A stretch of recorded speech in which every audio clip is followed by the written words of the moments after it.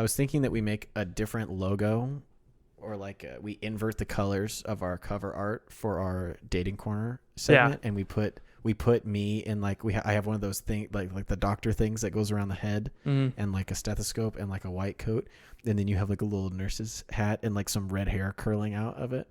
I think we should commission Ryan to do something. Yeah. Ryan McQuaid to do something else. Yeah. Yeah, that's what I think. Cool. Yeah. Yeah.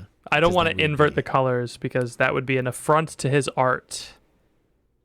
Not invert, like instead of it being like take the blue and make the background the blue and the words the orange. I see. You know what I mean? Mm-hmm. You think that's wrong? You think it's dumb? I don't think it's dumb. I just don't want to do that.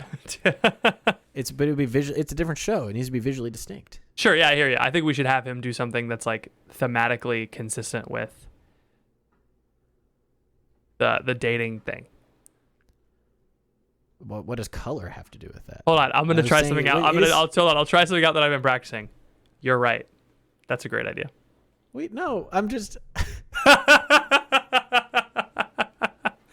Hold on. I'm sorry. I could visualize what you're saying. I think that makes sense.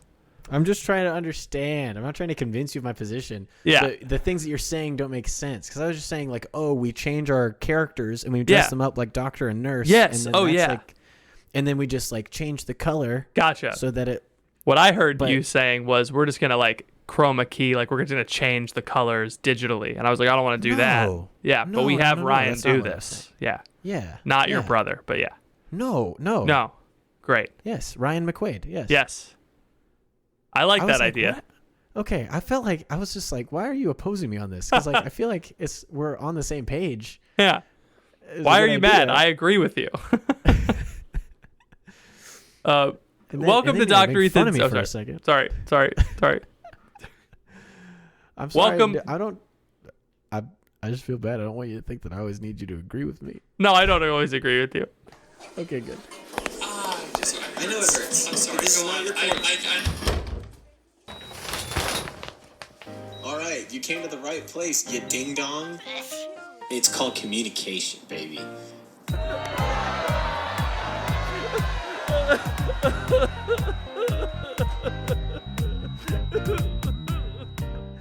Welcome to Dr. Ethan's Dating Corner, the show where we solve your problems. I am Nurse Patrick. And I am Dr. Ethan, and I got my doctorate in communications, baby.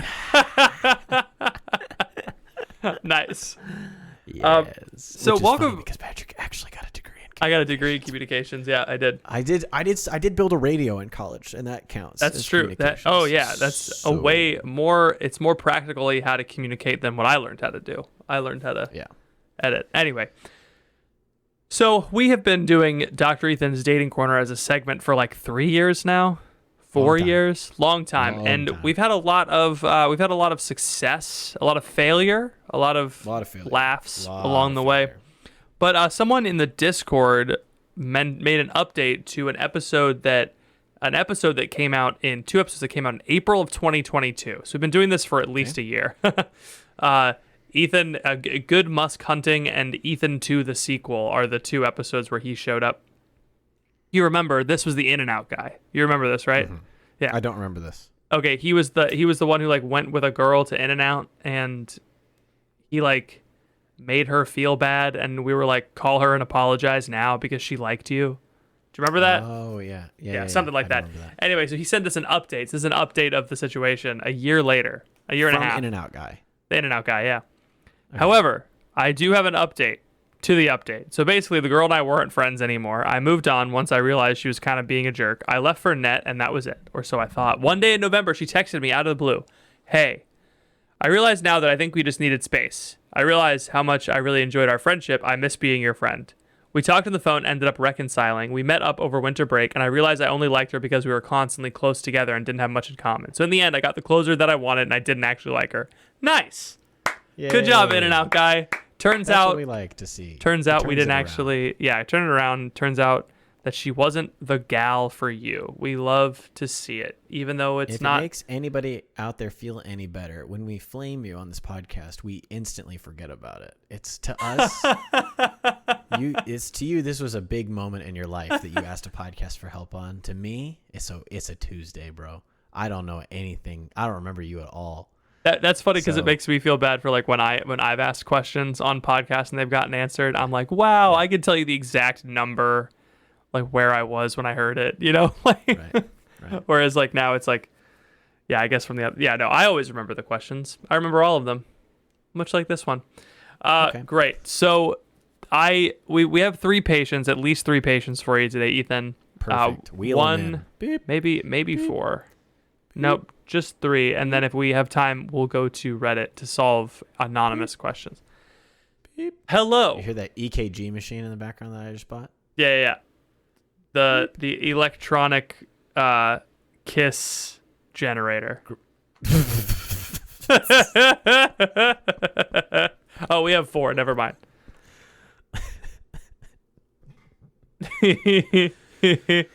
That's really funny. Thank you. Okay, so this one comes generator from is such a funny word. Electronic kiss generator.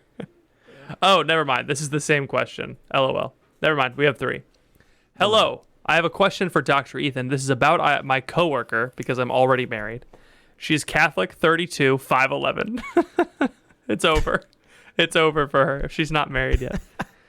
Wants to get married and have children, but is unwilling or it makes excuses to go to any young adult event in the Nova area, Northern VA. My husband and I got invited to a housewarming in Alexandria, a hotspot for young Catholic adults. I decided, let me actually minimize this. This looks weird. What was it? There it is. A hotspot for Catholic adults, and I decided to invite her, the coworker, so she can potentially meet someone. She canceled the day of, and I was sad. Yeah. At the party, I met a guy who lived down from the road and was tall, Catholic, single, bold enough to ask him to go on a blind date with my coworker. He said yes. I asked my coworker. She was excited and thanked me for setting him up. What would this girl do? You are such a good friend. Holy, she does not deserve that. She does not deserve that. She flaked on you? Nah, man. Yeah. Anyway, they went on one coffee date, and she told me she thought it went well, and they talked a lot longer than she thought they would. However, in person, she told me she saw him as just a friend. She was concerned because he was much younger. I'm pretty sure he's 27. Listen, you could mail your coworker me saying this. If you're 32 and you're still flaking on plans like that, you're 27. All right, moving on. If you're still doing the college thing where you're like, oh, I'll go, and then the day of you're like, oh, something came up. I'm sorry. What do you have going on? It's a Saturday night. What are you doing? Sorry, was that harsh? This is like when you're at the doctor's office and you get on the scale and the nurse goes, It's not a lot, but it's enough to make you feel awful. Before the doctor walks in and like actually treats you, you're like doing the triage beforehand, and you're like, look, you gotta. This is I'll be less serious. But it's like, come on, what are you doing? What do you have going on? Oh, long day at the office, huh? I guess you don't want to get married, do you? I know that cat that you keep taking care of must really like you out of you. You know. Oh man. Gosh, anyway, it's so hard to be 32 and single. Goodness, what are we doing? Anyway, listen, this guy. Women. She found a tall single Catholic guy for you. They're jumping into your boat. Anyway. Yeah. My question is, how can I help her find a guy? I've tried everything, encouraging her to go to young adult events, try Catholic match. She shrugs it off and makes excuses. I'm getting to the point where I'm not sure if I should try and set her up with anyone. She seems to be content with not putting herself out there. I know she desires a husband and a family. I don't want to be harsh and say the clock is ticking, but I'm afraid she's just going to sit on the sidelines and not be proactive. What should I do, Dr. Ethan? Have you considered, instead of saying the clock is ticking, just mailing her a ticking clock? That is mean. That's really mean. But that's really funny. Yeah. Oh, there's a lot of things that you could do with that. And so, I don't know, have you asked this person if she wants you to be setting her up with people? I think if she asks that, the girl will say yes. Like if someone asked, if I was a single 32-year-old And I was like, I was like, oh, you know, like, sorry, I got distracted by I'm posting. I'm posting the things in the Discord. If I was a single 32-year-old and I was like, I really wish I was married, and someone was like, I'll set you up, is that cool? I'd be like, yeah, awesome. I don't have to do any work, and I get the reward that I seek. Like, that's, but like, this person is 32 years old and she's not putting herself out there, right? It's like, very clearly, she's in a hot spot for Catholic young adults. Like, she's already done the first thing. The hot spot that all of us knew about before today, Alexandria, Virginia. No, that totally makes sense. It's a suburb of D.C. What's in D.C.?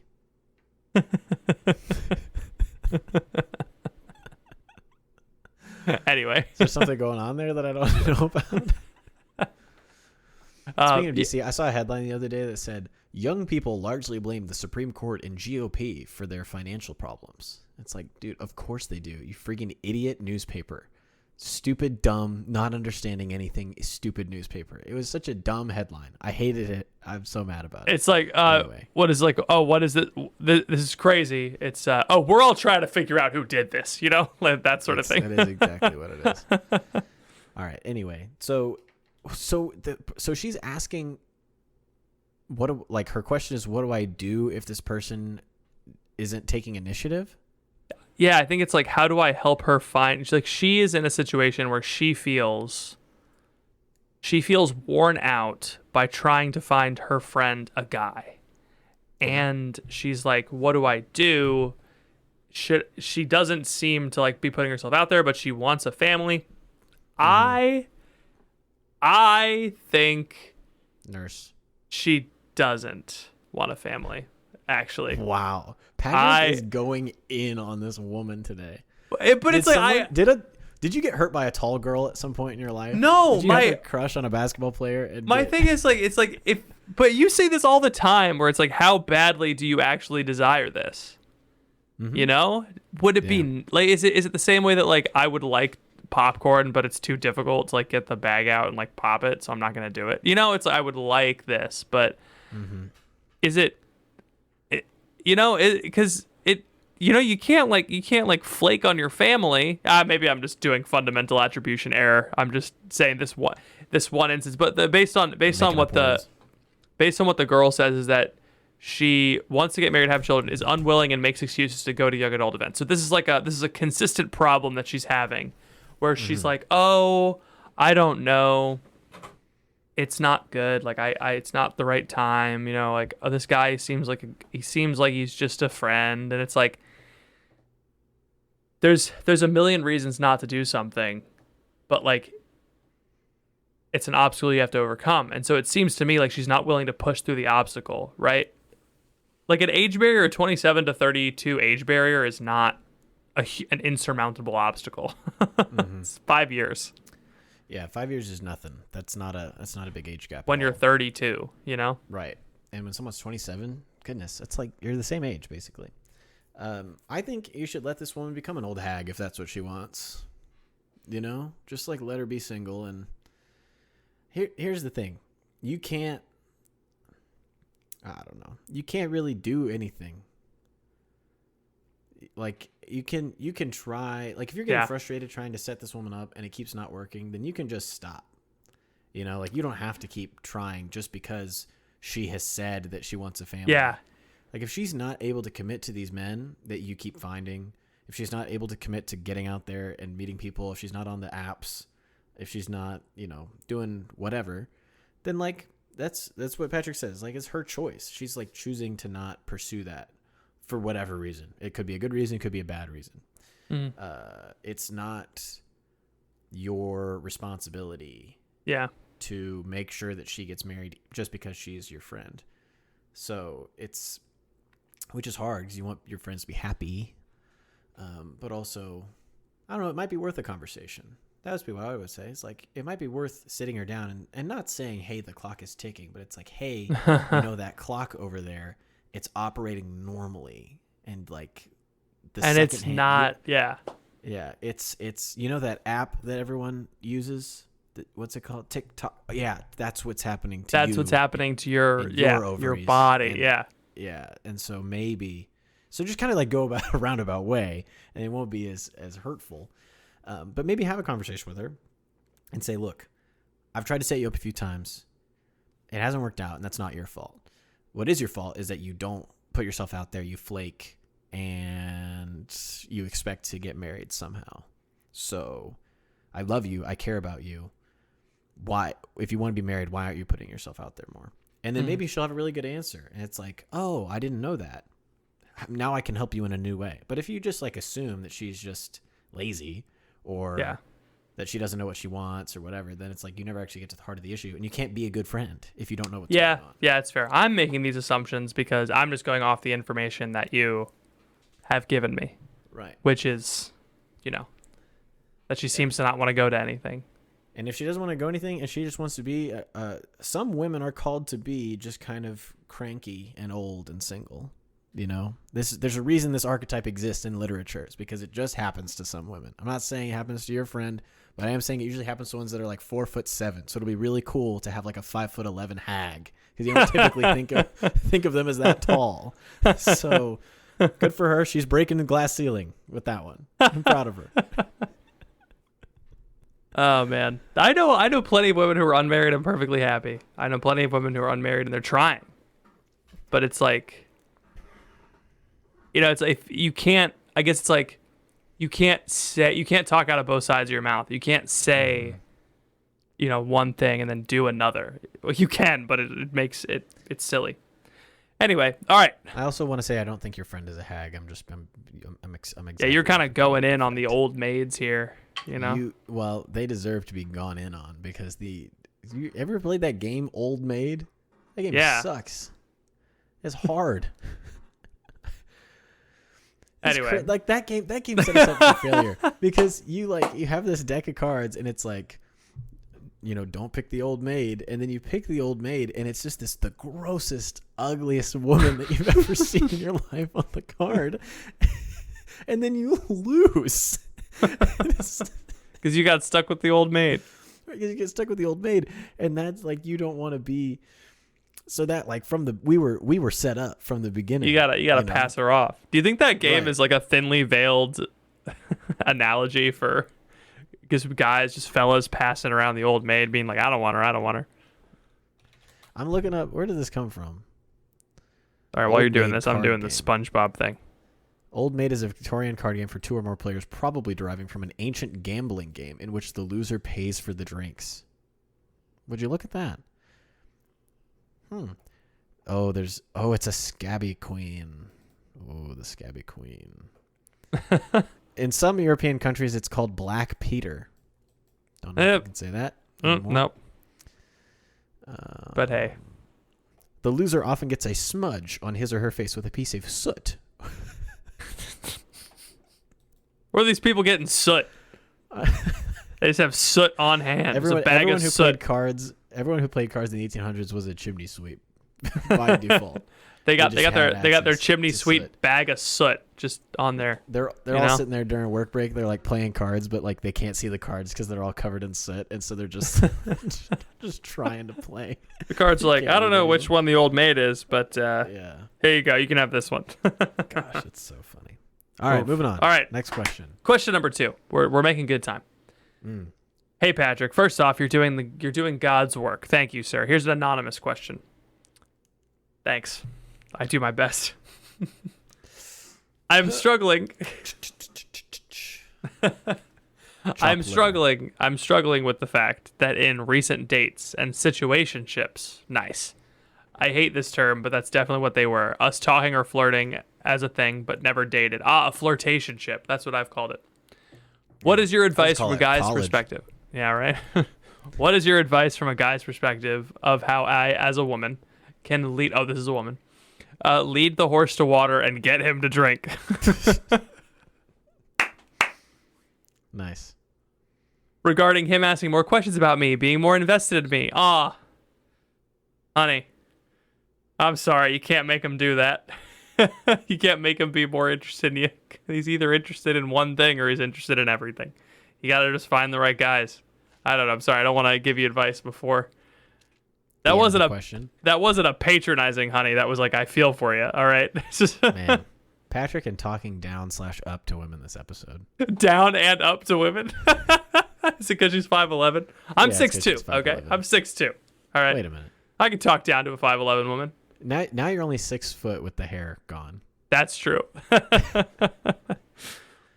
What is your advice leading a horse to water and getting him to drink? I have found that my struggle has been guys I talk to love to talk about themselves and truly suck at putting forth effort in wanting to know more about my life. For example, they ask bare minimum questions that require a one-word answer and then turn it back on themselves. I honestly feel like they get lost in their own monologue. Dang. Did my wife write this?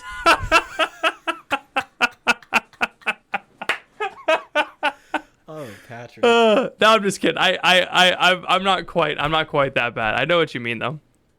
No, I mean that's me too. I've been both my brother and my wife have been getting on me recently because they'll say something to me and I just will like just don't respond. Like I'm just not there. And they're like, what are you thinking about? And I'm like, I don't just know. like Podcast. I'm just thinking about like the golf cart mini game in the Over the Hedge GameCube game. You know, like how fast you could go. It's kind of fun, but like not too fun. You know, all like the fun little, enough for all a the mini little, all the little, chip bags you could collect. game. Little chip bags. It made you feel so good when you found a little. sound effect when you play. Anyway, They feel like they get lost in their own monologue. I wonder to myself, I feel like he just needs to talk about this with Jesus in prayer or talk to a counselor. Oh, he's like going deep. oh, I see. So there's these men that have all these unresolved issues, and they find a woman who's willing to talk to them, and that's how they decide to solve their issues. Hey, buddy, I've been there. You got to stop that. Just because she's more emotionally mature than you doesn't mean that she can fix you. Yeah, jeez. You're never gonna be able to pity your way to a wife. I'll tell you that much. Yeah. Doesn't work. It is it's like a weird thing where it's like, oh man, I need a kind person to share this with, like someone who will receive me well. And women are naturally disposed to this because are. And also it's like, oh, if I let her know that I have a vulnerable side, then maybe she will comfort me and maybe I will get a kiss on the mouth. And that's what I want. And it's like, no, dude, no, that's not. No, it's not the right way to do it. Because mothers don't kiss their babies on the mouth, and you're being a baby. You need to stop being a baby. I'm just kidding. I think for the woman, is there more to the question? Oh, yeah. For the record, I'm not awkward. I'm an extrovert. I often can be the one that can talk all night. I am a bubbly Latina. I definitely think of myself as a fun and good conversationalist. My wife did write this. No, I'm just kidding. My wife is Latina, but not bubbly. But when talking to a guy, I admittedly pull back a bit compared to talking with my girlfriends because I genuinely want to hear about him, but also it's my own way of trying to gauge these guys. I get it. I think I also want to see the effort he puts in to test him. It's my natural inclination. How do you advise me to be more intentional with a guy I'm talking to and encourage them to ask more questions about me or not be so focused on themselves? Great question. Do you think he could start a podcast? He gets it all out with his buddy Ethan. Yeah. And then I think you just have to set boundaries very clear and very early. I think it's like if a guy starts drifting in that direction and he starts to say things like, oh yeah, this is why I hate myself, that, whatever. I think it's like either in text or in person. It's like, hey, I like to have those kinds of conversations with people that I like know really well. I feel like I don't know you really well. I feel like you sharing this with me is not healthy. Like you can just call it what it is. Like you don't have to say like you don't have to do the whole it's not you, it's me. Like I don't like blame yourself to like try and get out of it.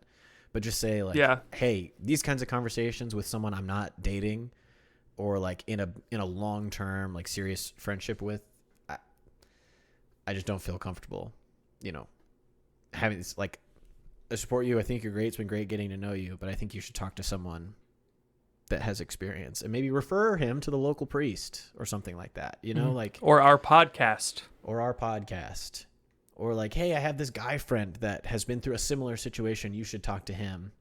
Yeah. The bonus of this is you have a bunch of guys, they would really get along with. It's true. No. Yeah. So I think when someone starts going in that direction, you just have to like cut it off, because once they like feel like, because then it's like every Saturday night when they're in their feelings, they're gonna text you, and it's like, that's just not what you want. Yeah. I don't think that's what anybody wants. It's what he wants. Just text him a Drake album. Just be like, "Here, buddy, listen to this," and hey, then you dropped this on the way out the door. Yeah.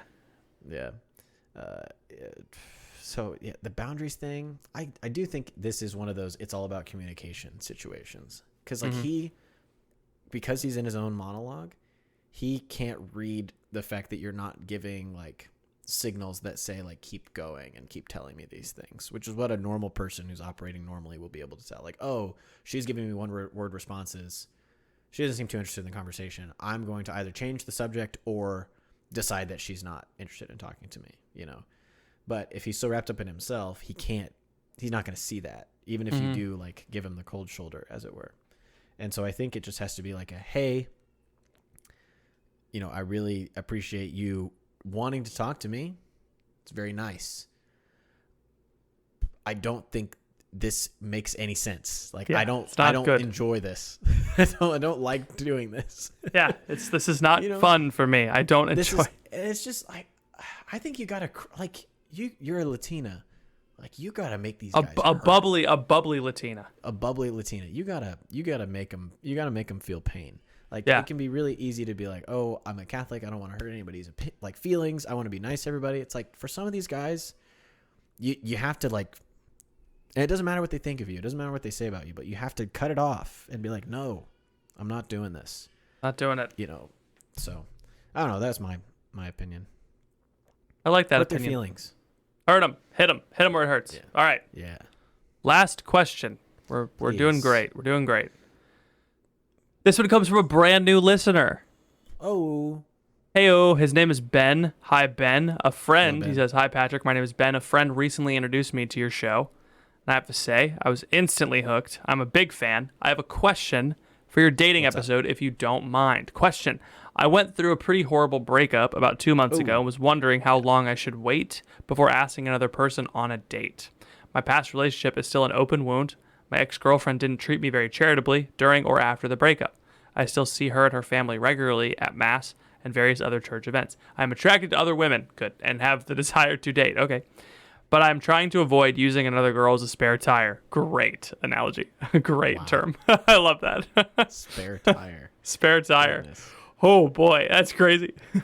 Any advice on when I should start dating again and how to best heal would be helpful. Thanks.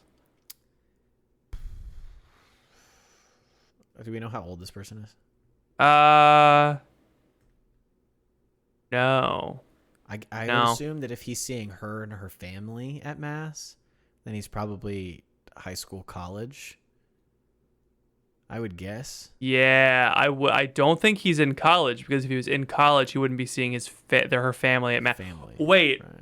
Well, no, it's summer break. Yeah. He might be in college or in high school. Yeah. Man, I would say there's nothing wrong with a rebound. There's nothing wrong. There's nothing wrong. A rebound can be a lot of fun. Can teach you a lot of things. Can hurt a lot. You can open a whole new set of wounds. So it's kind of a gamble. It's kind of like playing blackjack. You know, who knows what's going to happen. But you can win big. You know. Yeah. I don't think there's no rule about this. There's no like you have to take 3 months before you do blah blah blah blah blah. Half the relationship divided by time plus 7. Right. That's just all ridiculous. Yeah. If there's an opportunity for you to date and you desire to date, then date. Like this whole like, oh, I need to make sure that I have time for healing. You're never going to be fully healed of everything until heaven. So like, just get on with your life. You know, like there's not.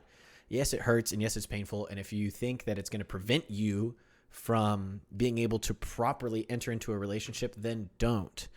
But if the only thing that's preventing you is like, oh, some things make me feel sad, then like that's not a reason to not date someone. Like, yeah, it's going to be sad because you're doing things, presumably some of the similar things you did with the old girlfriend with the new girlfriend, and that's going to bring up memories, and it's going to make you remember the pain that you went through. Yeah. But like, you can't avoid pain forever. And so I think just like waiting around until the without pain medication. is gone. Yeah, well, you could just be drunk all the time. That's something that you might be in high school. You can't tell him to do that. You could just be high all the time. Yeah, you could just vape all the time. Yeah, I know what the kids are into. I'm not a youth minister anymore. How about instead of getting a girlfriend, you start smoking weed, my man? Yeah. Here, I'm going to go through detailed instructions on how to make a spleef. Wow. That's weed rolled into a cigarette. Yeah, thank you. Okay, you look like you didn't know. So just... No, I looked shocked that you said spleef on this podcast. You met my friend Ryan, right? Oh yeah. Yeah. Oh yeah. Oh yeah. I saw him again at a park. I saw him again at a park with his baby mama. He has a son, Leo's age now. It's crazy. Good for him. I know, right? And they were just walking around, and I said hi. I met his son's mother, and he goes, "This is Patrick," and she goes, "Oh," he's like, "Yeah, his was the wedding that I got super trashed at." Nice. I was like, "Oh, is this because of my wedding? Is this little guy because of?" Yeah, right. Is this? He said no. Because you're welcome. You're welcome. There you go. Look, what can I say? Bringing people into the world. You can't avoid pain for the rest of your life. So as long as you can, like, freely with a good mind, operate well, enter into a relationship, just do it. Don't blame external circumstances for the fact that you can't live the life that you want to live. Yeah. So if you want to date. Like, don't blame your past relationship. Like, oh, I can't because I still have trauma that I'm recovering from. Yeah. Unless you actually do, which I think is rare for a high school or, Hey, everything feels more intense in high school. You remember this, and it's real. Like, because the feelings are valid, even though you would feel this way if you were going through the same thing. Right? They are valid. Everything feels more intense. Just a different perspective, I suppose. Yeah, and if you're in college and it's like you guys were long distance, and that's usually easier to get over because you have a whole other place where that person you have no context for, so that person's not in that context. So if you go into if you keep seeing her in the same situations, change up the situation, that might help you move on faster. But yeah, if I'm attracted to other women, I have the desire to date. That's cool. That makes sense because you're a young man. If there's a girl that you like, ask her on a date. And if she thinks that you're using her as a spare tire, amazing phrase. Then she'll say no, and then and that's okay, and you'll start to figure out you gotta let the market decide. Thank you all for listening. You gotta what's your relationship market value? Yeah. Are you? Yeah. Would you say that you're a high value man? Dude, the Napoleon movie is coming out. I'm so excited. Short Kings Unite. I need to release that book. You do. That I wrote. That I had a machine wrote. Yeah. I'm going to set up a website, set up a payment processor, and I'm just going to go nuts. I want 10% of the profits because it was half. We workshopped the idea together. Okay. It'll all go into the Crunch LLC. Let's go. I'm fine with that. If I'm going to grift anyone, I want it to go into the podcast, not my pocket. Right. That's true. That way we can re-grift. The grift builds on itself. Yes. You do the grift to fund the grift. That's what people don't know. All right, we gotta end. Shorter podcast this week, but we're on time constraints. This is our last day before we go, but we wanted to get some stuff out there for you. Yep. To tide you over until we return home. So and then we'll do a London bonus podcast is what we'll do. We'll sit in the boarding area and we'll do a bonus pod. I'm packing my tripod and in the carry-on, so it's good. And my microphones. I'll bring a tripod as well, and then you bring your lav mics. Mm-hmm. And then should I bring this microphone? Yeah. Okay. And then we're gonna have all kinds of recording time. Oh, it's gonna be great. It'd be great. Okay. Well, we'll see you guys around. Please pray for us in the Holy Land. We'll be praying for you. Which is kind of like a weird, because that's normally how I end the show, but like it's actually like we will be praying for you. We're praying for you guys. Yeah, we're gonna be very prayerful. Yeah, so we're not gonna drink at all. It is gonna be prayerful. It's just like in the evenings, I'm gonna go to the bar. I'm going to go to the bar, dude. I have great news for you after the podcast. Tell me. Oh, okay. Yeah. All right. You gotta ask me if there's anything else for the people. Ethan, do you have anything else for the people? I don't think women are hags. Except for the one that you're thinking of. I do think she is a hag. Thank you all for listening. Please pray for us. We'll be praying for you. We'll see you all next week in London. London. London. Oh, isn't it? Hi. Sticky wicket.